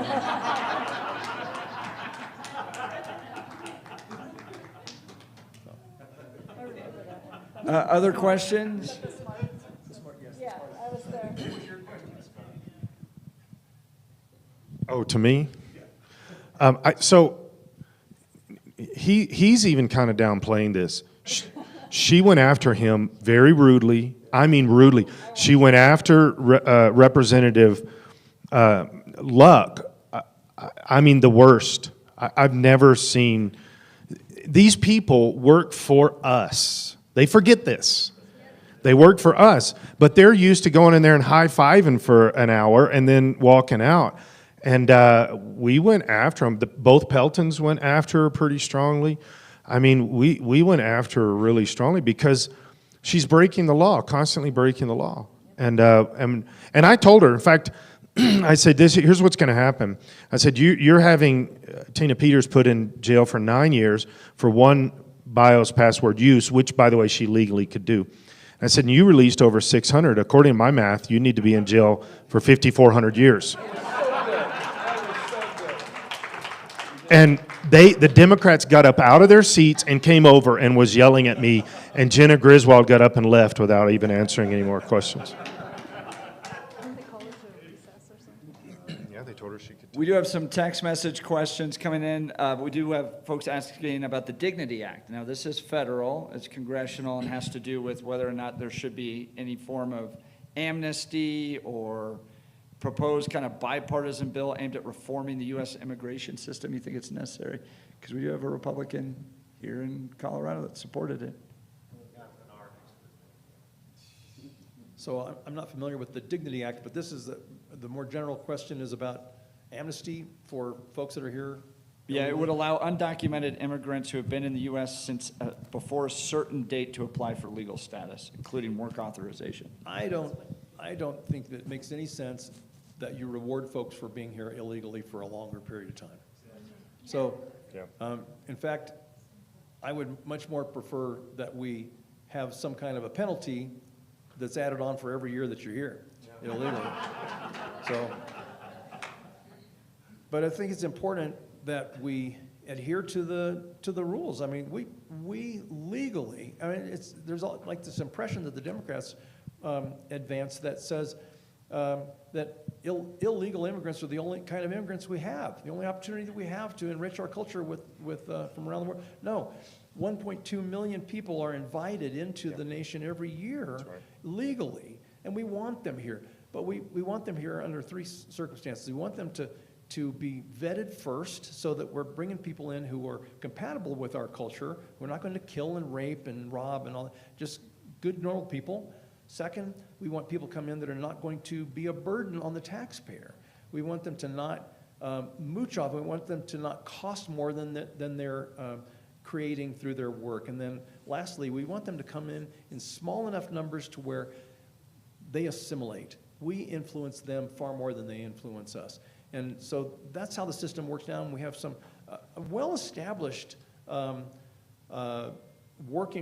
programs where they can come in temporarily, seasonally, and go back to their home country. And we just need to adhere to and just exercise the laws that are in place would be good enough.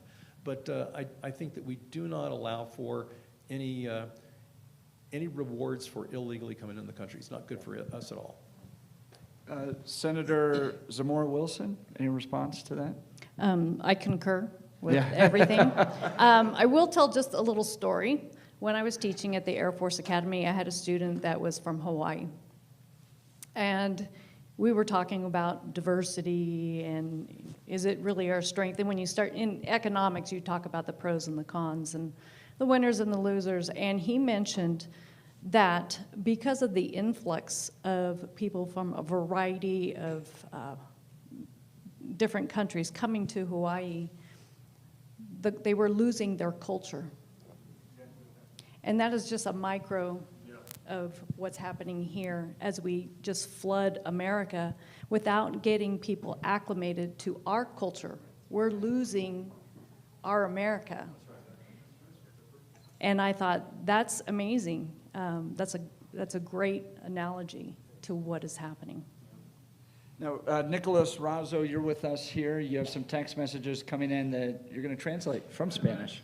Hey, I didn't get to answer that last question. Would you like to? I would like to. Okay. I feel like I'm being persecuted here. So So there's something I think that's kind of important in the process. The Hispanics in the House of Representatives, they're both freshmen. They're strongly against the idea that we just have amnesty. I've been told for years that, well, you'll lose the Latin vote if you really stand up against illegal immigration. You won't. The Latins in the country are the legal ones, are the strongest proponents of legal immigration, not illegal immigration. They're the loudest voices. Now, I know that we do have a Republican in our state that is voting for the Dignity Act, voted for it.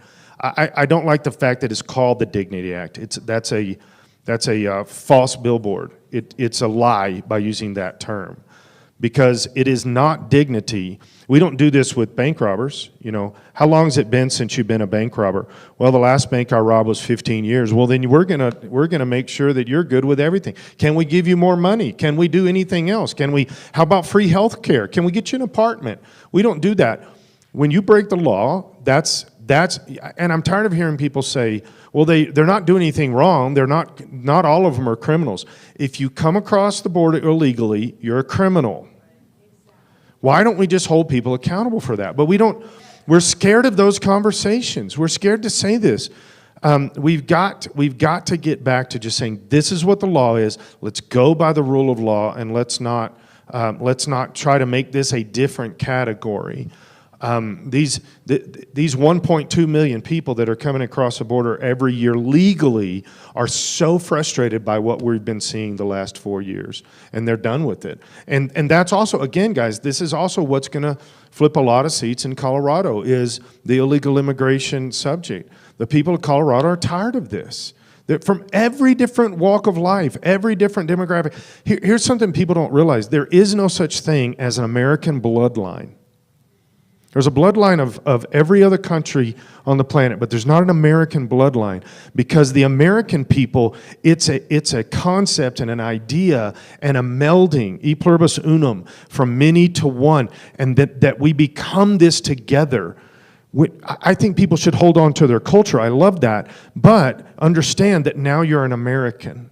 And when you're an American, you go by American laws, American culture, American everything. And we used to believe that, but we've lost that in America now. So thank you for letting me answer. Nicholas? Absolutely.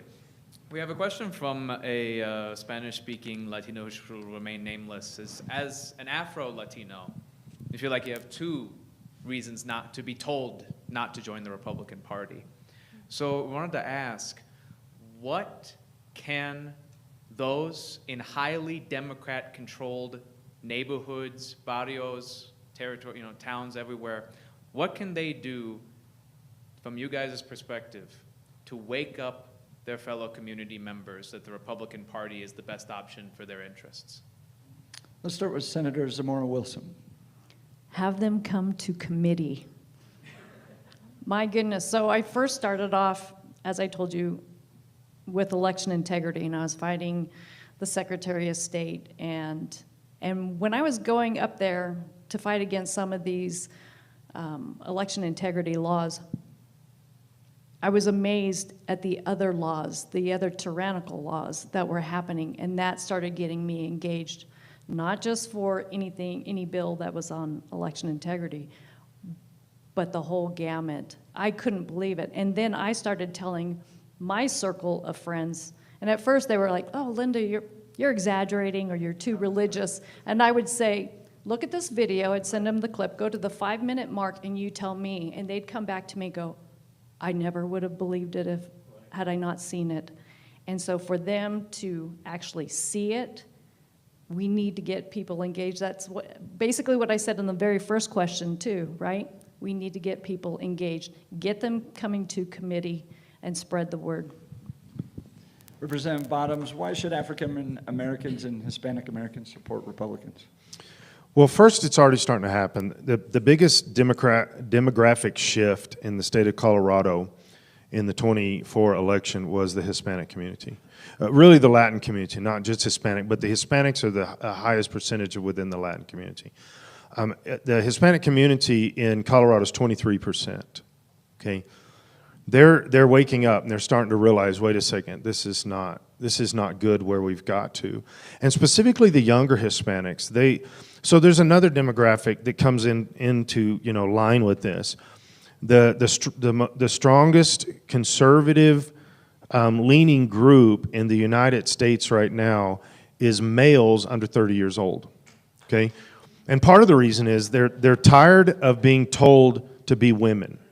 They're tired of being emasculated. They're tired of having to put the seat down. I just added that one, but they're tired. They're tired of this stuff. Okay, and finally we're seeing men, 20, 25, 27-year-old men saying, no, I'm a man and you can't take that away from me.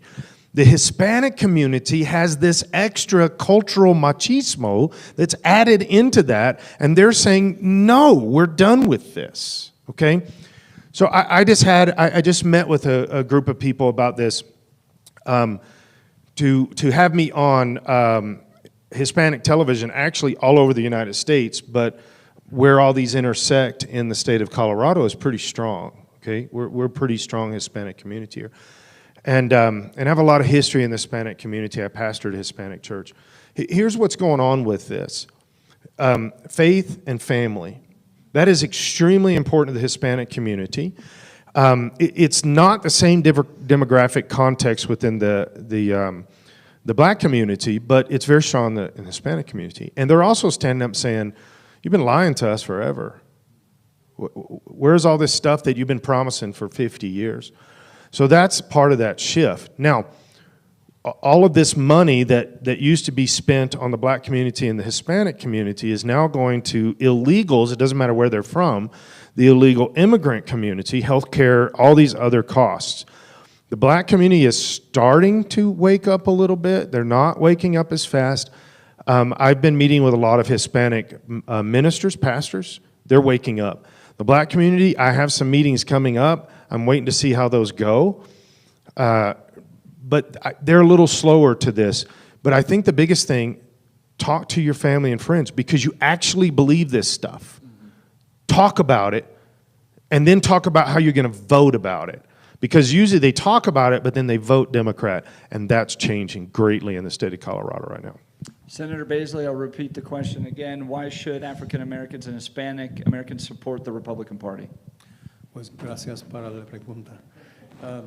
So, you know what? It's some work here, but if you just compare the Republican Party platform and the Democrat Party platform. If you look at them side by side, and their national party platforms are updated, every 4 years, and you will see that the Republican Party is the one that reveres family, that reveres faith, and the other side almost didn't let God be part of their platform just like 8 years ago or 12 years ago, I don't recall. But they actually debated on the floor of their convention about whether to include God mentioned in their platform. So just those communities, in fact, I grew up in one, and my wonderful wife there in the audience, she and I are high school sweethearts from Puerto Rico, where we spent our teen years, and boy, we sure got that view of the Puerto Rican culture, as well as the Cubanos, that so many of them that are still friends of ours to this day. They're very strong family ties, and just traditional roles are rejected by the Democrat Party, and we embrace them in the Republican Party. I just keep feeling like if you look at all the folks that are intending to break down the culture and to do evil, they are embraced by the Democrat Party. Yeah. We would love to embrace all of those Latinos, Hispanics, African Americans. We want you in our party. We want you to be part of our family. Yeah. Ma'am, do you have a question? I know you're getting up, but I didn't want to rush you if you're... Okay, we got two coming this way. We only got a few more minutes, so take advantage of it. Okay, so my name's Leslie, and I'm from Monument. I'm a grandmother of 9. And I have an article here about a grandma in Monument who was run over at McDonald's and murdered. And the perpetrator is the 3rd person that I've read about recently who've been let go because of House Bill 1034 that says that if you're incompetent, you're not going to go to jail, I guess. And I wanted to know, what were the Republicans in the Senate, and I think everybody did vote for this, what was the reasoning, and then what is the standard by which we call somebody incompetent? Because this just seems insane. Question was directed to the Senate, so Senator Baisley. Yeah, that bill has, that law has really shown the horror of the poor judgment in getting that bill passed into law.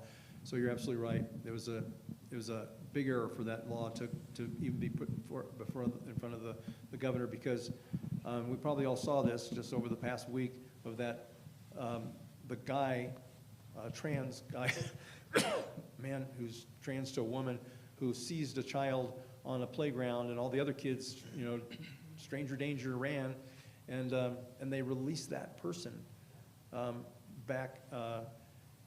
I understand to an institution, but will be back on the street, no doubt, any day now, because of that law. It's just a travesty.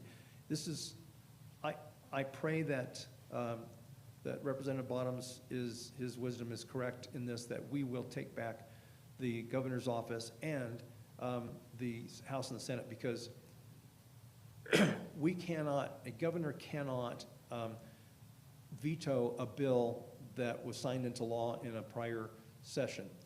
So the only way we get rid of the damage that the Democrats have done is if we take over all 3 legs of the stool. We need the governor's office, we need the House majority, we need the Senate majority, and then we can start reversing some of those and all the unconstitutional bills that have been signed into law. But this thing was voted on by Republicans. Republicans supported it. And Scott, maybe you can address why. Maybe it was a misunderstanding.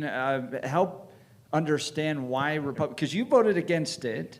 I did. But other Republicans, what did you hear from Republicans about it?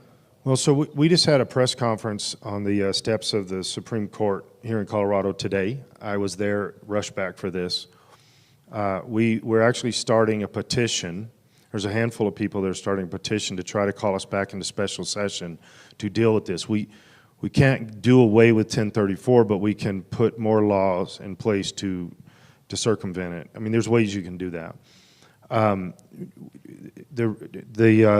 gentleman, the perpetrator, Lang, his name's John Lang, that ran over the lady in the drive-thru. Her children, her 2 grown daughters were there talking about this today at the Supreme Court. We were on the steps. We weren't in the Supreme Court. And we're trying to figure out if we can do this with the governor call us back into special session. I am one of the only Republican representatives that voted against this. There were not that many. And I talked to a few of them. Some of them I'm very close with, and I asked them, why did you vote for this? Because what this does is this lowers the bar of what it means to be released because you are mentally incompetent to stand trial. There's 2 other bills that are attached to this. I think 1352 was another one that was connected with this, but it's making it so easy. And then you have the Arapahoe County DA that she's releasing people left and right now. She's under investigation for this. Galligan, the guy that Senator Baisley's talking about, he had been released 4 other times for violent offenses, and then now being released, and he is being released for medical care, but he'll be on the streets in a few weeks. The other guy, all the charges were dropped Friday for the other guy. And he admitted he ran over, he killed her because he was mad, okay? So we have to stop doing this stuff. And I asked the representative, why did you vote for this? I respect this representative. And they said, well, there are some innocent people that really are not competent to stand trial, that are being forced to stand trial. First, we're one of the most liberal states when it comes to prosecuting people. So the idea that we've got these droves of innocent people that are being prosecuted, I can't buy that. Look at Attorney General Weiser's resume. Look at the DAs of Aurora and Boulder, Arapahoe and Boulder and things like that. The problem is we're going too far the other way. And I told her, because I fought this on the floor quite a bit, and I'm talking to a lot of our Republicans that bought into this. We're trying to be good guys. We're trying to be nice guys. Guys, you cannot let your emotions dictate when it comes to the rule of law and the indictment of individuals. These people are perpetrators. They are criminals. They're violent criminals. This guy that tried to kidnap the kid from the school playground, he is a sex offender, a transgender sex offender, and they are ignoring all that in the media. These people need to be locked up, and okay, maybe not in prison. So let's have the mental institutions again, because then they can get some help. But our governor and Attorney General Weiser, they are time after time after time, they push bills and sign bills and push agendas that are more beneficial to the criminals than they are to the victims. And we sat there today at the Supreme Court, and we had another press conference 3 weeks ago about Galligan at the Arapahoe County Courthouse, because the DA there has lost her mind. She is letting people go by the dozens that are violent criminals, because she doesn't, this is her statement, she doesn't believe any humans need to be in cages. Well, guess what? I do. I believe that there are a lot of humans that need to be behind bars because they are criminals. I'm sorry, I'm getting on my high horse, but yeah. No, that's helpful in understanding that, because I think it's confusing to a lot of people to go, how did we get into the spot? And then Republicans supported it. It's got to be addressed. Republican leadership should address this immediately, because it's a real big problem. We had one more question, I think, from the audience, and then we're gonna wrap up here soon. So go ahead. Hi, my name is Susan. I live in Woodland Park. I just have a comment about the immigration situation. We have a close family member who was in Iraq and Afghanistan for 4 deployments in the infantry, and he worked with Iraqis and Afghanis who helped our forces there, and he said they were the bravest men he had ever met. They were all promised visas for themselves and their families, but they had to go through the rig, and it wasn't urgent. They didn't help our guys, and then they got flown out. Oh no, some of them were waiting years for the regular visa program to be processed for them and their families, and scores of them were murdered by the insurgents while they were waiting for the visa program. So tough luck if you're an illegal immigrant and you get deported. Thank you. Did you have a question? Go ahead. Hi, I'm Denise from the Bennett-Strasburg area. And this is probably for the gentleman more so. When you would become governor, do you have any plans or thoughts about getting this American flag in every single classroom from kindergarten on up, and the Bible and the 10 Commandments? Good question. Why don't we start with the pastor? Okay. Representative Bottoms. So I'm old enough. When I went to school, that was the case, right? We did the Pledge of Allegiance every day. Many times we would pray when I was in elementary, and then the flag was in the classroom. This is one of the things that I think is more the role of the governor rather than the legislative body. And let me explain why. Because this is part of an argument that I had a debate on one of our 3 or 4 of our bills, but one in particular, that they were legislating what is to be taught in the classroom. Okay? We're seeing this a lot. This is the problem. That is not the job of the legislature. It has never been the job of the legislature. The job of the legislature when it comes to education is one thing. Do we fund it? Do we not? That's it. Okay? When we start dictating from the legislative body how teachers are going to teach, what they're going to teach, those kind of things, you've stepped outside the lines of the Constitution. Okay? That is more the job of the governor in relationship to Colorado Department of Education and stuff like that, which is very broken and very corrupt and needs to be doged the mess out of. Okay? But with that being said, that actually is the purview of the governor's office with the committees and the people that that they put into those positions. I have a stack of papers on my desk in my office right over here that lists all the different appointments by the governor, because I'm trying to fill those. I want those filled long before the day one of after the election. Why? Because it doesn't matter who the Republican governor is. I do believe it's going to be a Republican. It doesn't matter who they are. They're not going to get any honeymoon. Not in the state of Colorado, because we just took the state back. You might get enough to have dinner that night peacefully, and that's it. And so I'm trying to fill all these. And one of the things is putting the right people in the positions for the Department of Education so that we can get the right things done in the schools.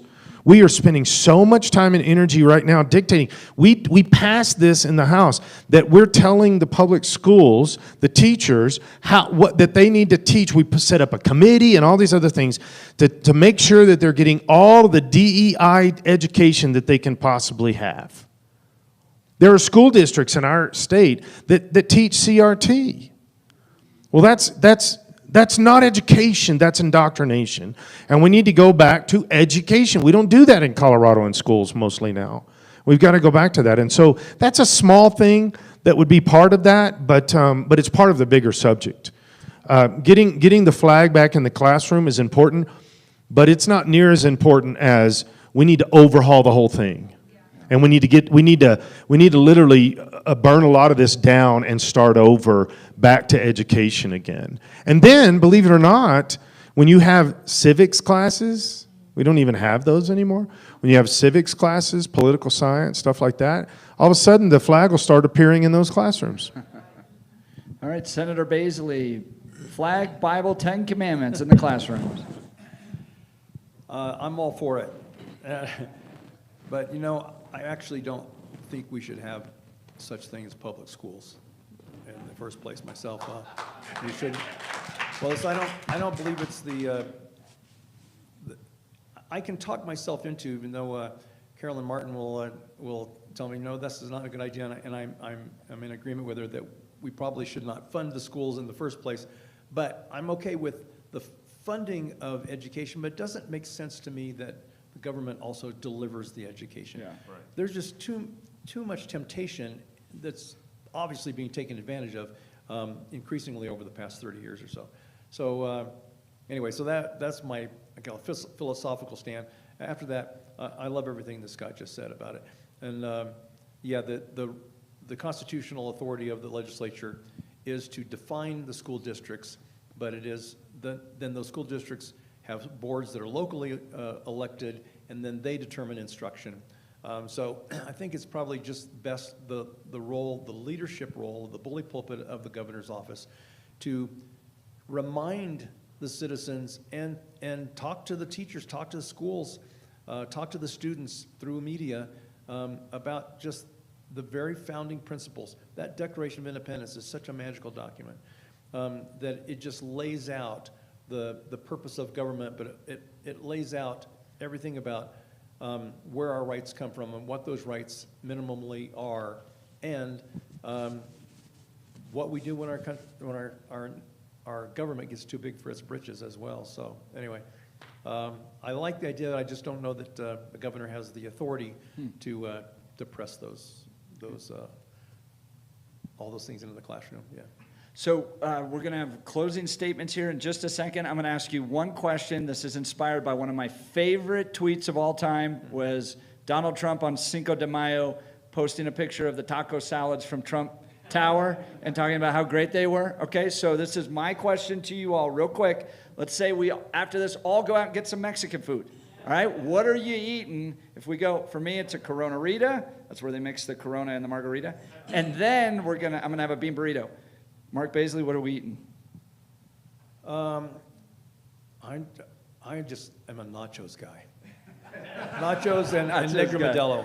All right, Senator? I make my own salsa. Do you make your own salsa? Yes, Zamora's zesty salsa. So it's got cilantro, of course, tomatoes, garlic, lime, the onions, but yeah, the garlic. You got to have garlic and lots of cilantro and chips. Representative Bottoms, what are we eating? So my wife and I eat Mexican food like 3 or 4 days a week. It's just, she was taught how to cook by Mexicans in our church 30 years ago that came straight from Mexico. And we just are hooked on that. That's what that's what we eat most of the time. One of my most viral tweets ever was, Colorado has better Mexican food than Mexico has Mexican food. 1 minute closing statements. I'm going to turn it over to Hugo Chavez Ray. First of all, can we thank our panelists? Haven't they done a wonderful job tonight? And thank you to everybody for your questions. You did a great job. Let's do our final statements. We'll start with you, Senator Beasley. Sure, thank you, Jeff. Thanks, Hugo, Nick, for what you guys have done. Thanks, everybody, for coming here and everybody watching in. You know, this is Scott Bottom's church, and his congregation made a T-shirt for him recently, and I didn't know if Scott knew this, but they just made one for me too. I just want you to see that. Yeah. Anyway, God bless America. I appreciate the time with everybody tonight. Thank you, Senator Beasley. Senator? Thank you so much for being here. It is truly an honor to be in the position that I am in, and I give God all the praise and glory for being here, and what an honor to represent we, the people. And I've been on the sidelines, like I mentioned, fighting in the committees, but this is going to be awesome to be now on the floor, fighting the good fight. And I pray, I ask for your prayers. Please pray over us. Please, we need it, because we're going in the belly of the beast. It's evil. I'm asking for wisdom, knowledge, discernment, and the strength to do God's will. I have said that over again, and that is my prayer. Please keep us daily in prayer. Thank you. Representative? Huge. Without prayer, all the things I'm saying become just vain words. Without prayer, this is not going to happen. Guys, I really do believe, and I don't think I'm being overly optimistic. I really do believe 26 is the window. If we don't capitalize on 26, I don't think it's going to be 28.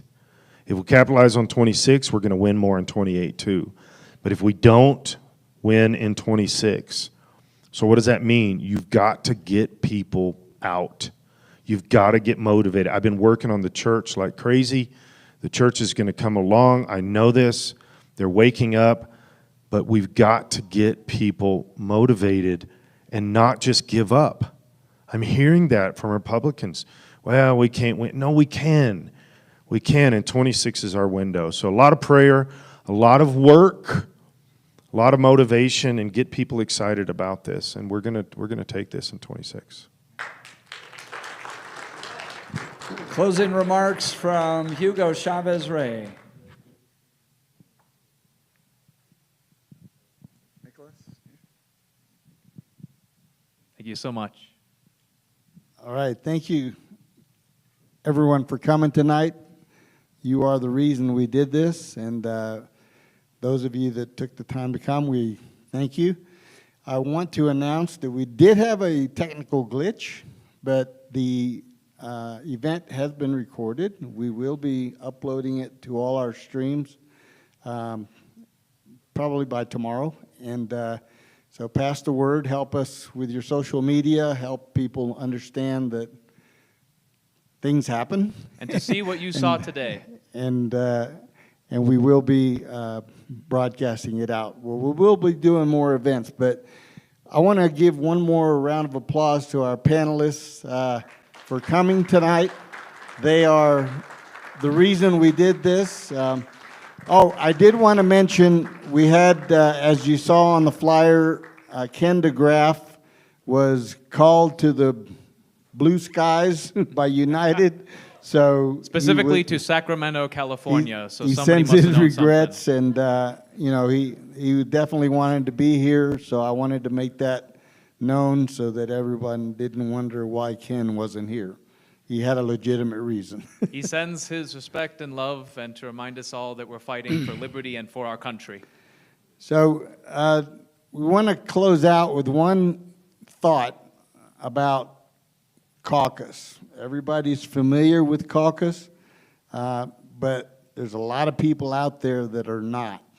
So I want to challenge everyone here to talk to 4 or 5 of your neighbors in your neighborhood and tell them about caucus and the importance of it, because without that, we can't grow the grassroots. So we have to start from the bottom up. In Denver, some of you know I am the vice chairman in Denver, and I currently am the pro tem chairman in Denver because our chairman is away on a leave of absence due to a family illness. So we want to uphold her in prayer and her family. So I was elevated.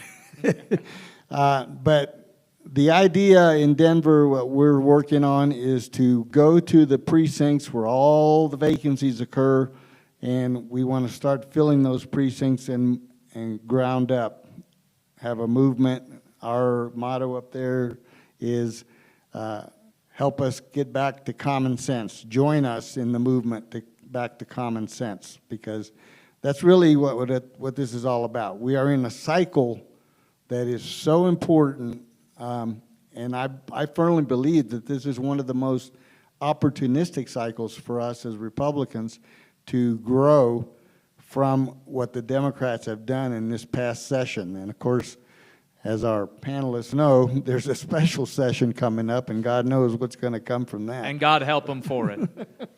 But they will be there fighting for us. But just keep in mind that we can do this. You know, there's a lot of naysaying, there's a lot of negativity out there. People say, why bother? The election's rigged, or we got this, or we got that. You know, focus on the positive. I've been blessed to be an eternal optimist. People, you know, sometimes make fun of me. They say, oh, you don't know what you're talking about. Especially me. Well, I've been doing this for 45 years, folks. So, you know, I think I know a little bit. So I want to thank you all. I want to leave you with that message and take it home. And I echo this sentiment here about prayer. Prayer works, and we need to have more of that. And I want to thank our great moderator, Yes, thank you, Mr. Jeff Hunt. Jeff Hunt from KNUS. And Jeff can be heard every morning. If you don't pick up the signal up here or down here, we can you can see him on YouTube. It's broadcast live, right? So it's always fun to watch Jeff and Billy go at it. But thank you again for coming. God bless you all, and have a good evening and good night. Yes, thank you. Thank you very much.